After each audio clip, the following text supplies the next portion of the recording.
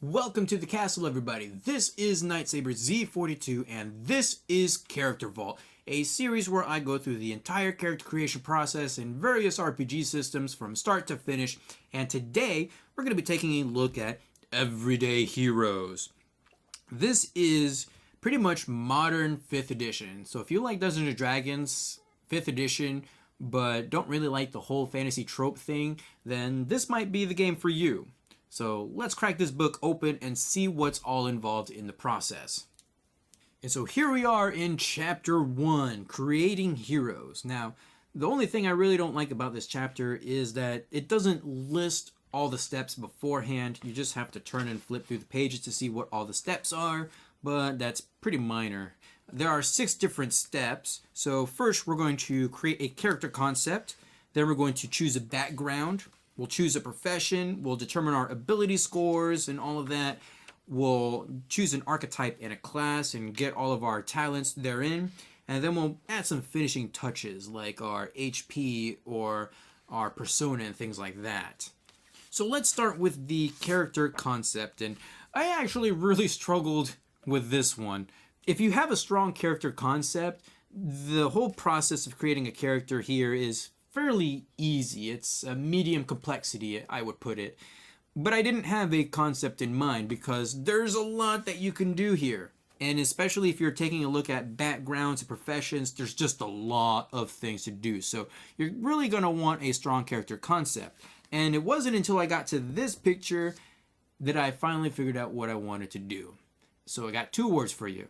Warrior Nun. That's right, we're going to make a Warrior Nun, just like in Netflix's canceled series, Warrior Nun.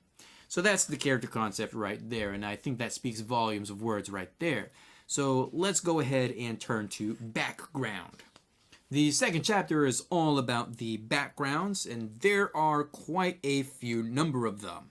We have the activist, art lover, bookworm, caregiver, cosmopolitan gamer, immigrant, juvenile delinquent, LARPer, that's actually quite funny now that I think about it, military tradition, misfit, on the run, ordinary, orphan, person of mystery, poor family, raised by assassins, religious tradition, rural family, social butterfly, student athlete, subsistence, survivor, technophile, and wealthy family. That is a lot to choose from, and they each give you an ability score increase, some skill proficiencies to choose from, iconic equipment, and or a special feature. Not all of them have special features. So given the fact that we're going to be a warrior nun, somebody who was raised to be this fighting badass or whatever, we're actually going to be raised by assassins. So that means we get to increase our dexterity or constitution by 1 to a maximum of 20.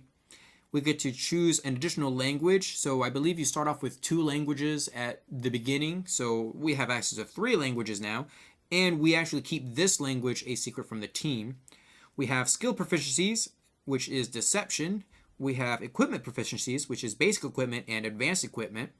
And then we have our iconic equipment, which is a memento of our lost childhood innocence. And our memento is actually going to be a note with our mother's name on it. It's not really a note, but it's like her signature. So we at least have her name, but really there's could be tons of people with that same name. So that's for my GM to use to kind of link my character up with whatever's going on, if they so should wish. We're actually going to take dexterity as our increase. Our language is going to be Latin. That's the one that we're going to keep secret from everybody. I don't really know why we need to keep that secret, but it's going to be secret. We already have deception, and we get basic equipment and advanced equipment. So we're good to move on to the profession. The profession is basically what your day job is. And so we have a lot of different professions as well. We have academia, agriculture, athletics, counseling, creative, crime, customer service, daredevil, emergency services, espionage, faith, finance, independent, information technology, intelligence, investigative services, journalism, law, law enforcement, medicine, military, outdoors, politics, private security, science, student, trades, transportation, unemployed, and white collar. That's a lot. And they each give you something different. They give you another ability score increase, and some of them can give you an additional language, skill proficiencies to choose from, equipment proficiencies, iconic equipment, a wealth level, and a special feature. We are going to be choosing Faith because that definitely makes sense for a Warrior Nun. So, I do really like how they give you sample careers, but there is no career that involves badassery, so we're just going to skip that. Our ability score increase is going to involve wisdom, and we get 2 other ability scores of our choice to raise by 1 to a maximum of 20. So we're also going to choose dexterity and constitution as our other 2 attributes to increase. Our skill proficiencies are insight, persuasion, and social sciences. Our iconic equipment include vestments of our faith, a symbol of our faith, and a holy book or scroll, which we're going to choose a holy book. Our wealth level is at 2, because we don't need all that stuff. And our special feature is trusted. You gain advantage on charisma checks when dealing with committed members of your faith. So that can actually be quite powerful, if you choose the right faith, that is. Let's move on to ability scores. If you've played Dungeons & Dragons or any other 5e game, then you're going to be quite familiar with the ability scores. We have strength, dexterity, constitution, intelligence, wisdom, and charisma. There's a couple different ways of determining what your ability scores are. Probably everybody's favorite is the rolling the ability scores. You'll roll 46 and add the 3 highest dice together. Wow, that's actually really interesting. They don't say get rid of the lowest like every other book does. Very interesting. You can do a point buy, so all your ability scores start at 8 and you have 27 points to spend, and you consult this chart to determine how many points you're spending to get to that number. And the one that we're going to do is the standard set. So we have a determined number set that we're going to use. So we have 15, 14, 13, 12, 10, and 8. Just for simplicity's sake, so I'm not rolling dice on camera like I normally do, I'm actually just going to go ahead and do it the fast way. So our strength is going to be 10. Our dexterity is going to be 13, but we do have a +2 to that from various backgrounds and professions. Our constitution is going to be 14 plus 1 from, I think, our profession. Our intelligence is going to be the 8. Our wisdom will be 15 with a +1 from our profession. And our charisma is going to be 12. Next, we get to choose an archetype and a class. Archetypes are very interesting because there's an archetype for every ability score. So you'll have one that's tied to strength, dexterity, constitution, intelligence, wisdom, and charisma. And each of the different archetypes have 3 classes that you can choose from. And they all function very differently, which I really appreciate. So, for example, if you choose the strong hero, you can become a brawler, you can be a heavy gunner, or you can be an MMA fighter. So really, only 2 of them are sort of similar, but they're actually different enough. And their complexities are also different across the board. So you might have a class in the strong heroes that's very easy, but then you have one that's very complex for those power gamers who really enjoy that kind of thing.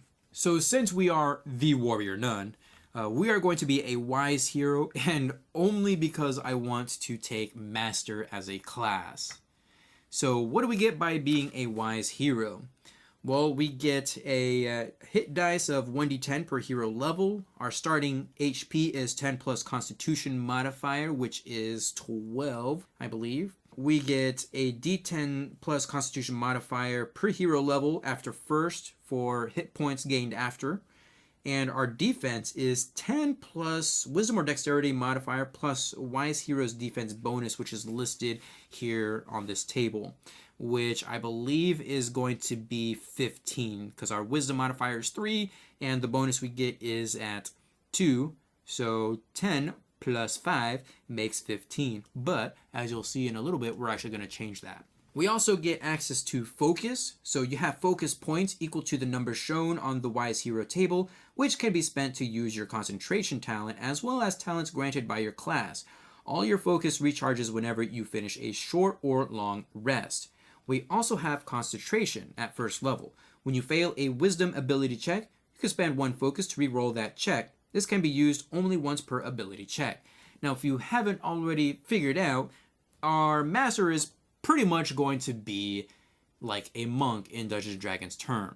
So what does the master get at first level? Well, we actually have some saving throws in wisdom and charisma. We get to choose 3 of the following skills: acrobatics, arts and crafts, deception, endurance, insight, medicine, perception, performance, sleight of hand, and survival. We'll become proficient in the 3 that we choose. And we have access to basic equipment and improvised equipment.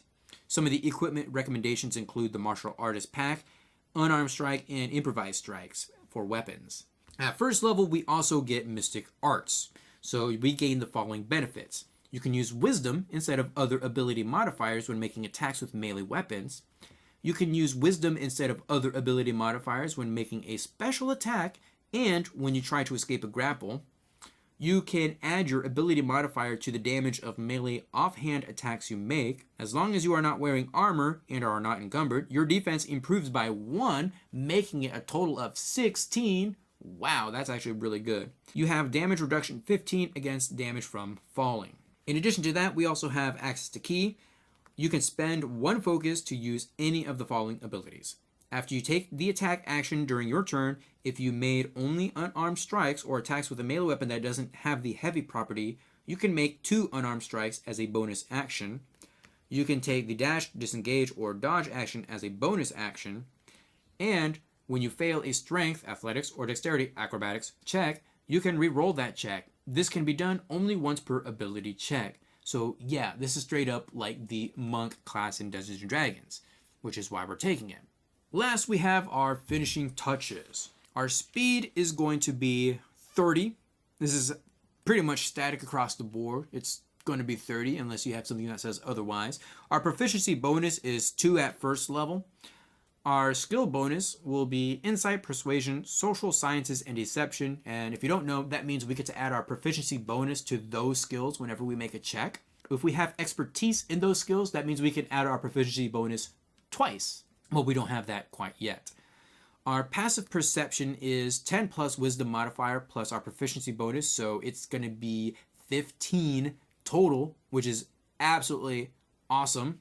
For our equipment, I'm just going to go ahead and take the martial artist pack, which gives us clothes, traditional martial arts uniform, tabi slippers, I think that's how you say that, bag stuff, pocket stuff, common car and car stuff. I'm probably not going to take the common car because nuns don't need material possessions such as cars. For our weapon attack bonus, this is basically going to be a d20 plus our ability modifier plus proficiency bonus. And since all of our attacks use wisdom, that means we get a +5 to hit with our unarmed attacks or anything that we use. For the weapon damage, since I'm going to be using unarmed attacks for most of my attacks, it's going to be a d4 plus wisdom modifier, which is 3. So d4 plus 3. Now, if I use a weapon that doesn't have the heavy tag on it, then I can bump up that to whatever the weapon's damage is. Now, something that I do like is that there's a whole lot that goes into your persona. And this is actually where I'm going to finish things off. I am going to basically give her a personality trait, which is rebellious. So Ava from Warrior Nun, anybody? But that is going to be our personality trait. But there's so much more that goes into it, such as our motivation, any attachments we have, beliefs, role, appearance, virtues, flaws, and quirks. That's all detailed here. And it's very, very detailed and really cool if you're into things like that or if you need some inspiration. Definitely take a look through that. For now, let's take a look at the final character sheet. The actual character sheet has 3 pages, one of which will have your stats, one will have your talents and feats, which gives you lots of room to actually write what all the talents and feats do, as well as what equipment you're carrying, which we don't really need right now. And the 3rd page will have all of your personality information. I actually really do like, you get this like ID badge here, which will have like your name and things like that. That's actually really cool. I like that. But again, this page isn't really necessary. There are more pages that you can get for your vehicle if you have one.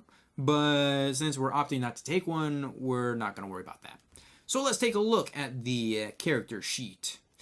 Our name is Knight, but our character's name is Elizabeth. She is of the class Master and archetype Wise Hero.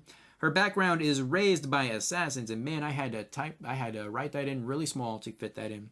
Our profession is Faith, and our level is 1, our wealth is 2, and our speed is 30 feet. We speak English, Italian, and Latin, the latter of which our other players do not know. Our stats are as follows. We have a 10 in strength, 15 in dexterity, which gives us a modifier of +2, constitution of 15, which gives us a modifier of +2, intelligence with a modifier of -1, wisdom of 16, which gives us a modifier of +3, and that is actually one of our saves. Our charisma is 12, which gives us a modifier of +1, and that is also one of our saves. For skills, we have deception, insight, perception, not persuasion, sorry, I didn't read it right, and social sciences. And I went ahead and wrote the bonuses that we get for each of those next to it so I won't forget. But everything else we'll just have to consult our modifier for the relevant ability score. Our hit dice is a D10, or 1d10 because we're first level. Our hit point total is 12. We don't have any temporary hit points or death saves or anything like that, but our proficiency bonus is +2. Our defense is 16, so long as we're not wearing any armor. Our initiative is +2, which is based on your dexterity modifier. And our passive perception is a whopping 15. We don't have any genius points or any influence, so we don't need to worry about those. But we do have focus, which is 2. We don't start with any inspiration unless our GM tells us, so we'll just go ahead and forget about that. Our equipment proficiencies are basic, improvised, and advanced. Since I'm going to be using unarmed attacks for most of my attacks, I went ahead and filled that in under weapon. So we get a +5 attack bonus and a d4 +3 as our damage. And that's probably going to be blunt damage as well. Our talents are trusted, focus, concentration, mystic arts, and key. And I wrote the page numbers for all of those. Although I did write trusted on the other sheet. And I would write these on the other sheet as well if I had time or could be bothered to. And so that's really our character right there in a nutshell. So again, this, as well as most other 5e games, I would classify as medium complexity because, yeah, there are some things that you have to keep track of, like bonuses for your ability scores from backgrounds and things like that. But it's definitely doable. As long as you have a strong character concept, you can really do whatever you want for a character. But if not, then you're probably going to want to work backwards and choose an archetype and a class that appeals to you, and then background and profession and things like that. So, with that being said, that's going to do it for this video. Feel free to leave a comment down below, give this video a huge thumbs up to support the series, and subscribe if you would like to see more. I will see you guys in the next video.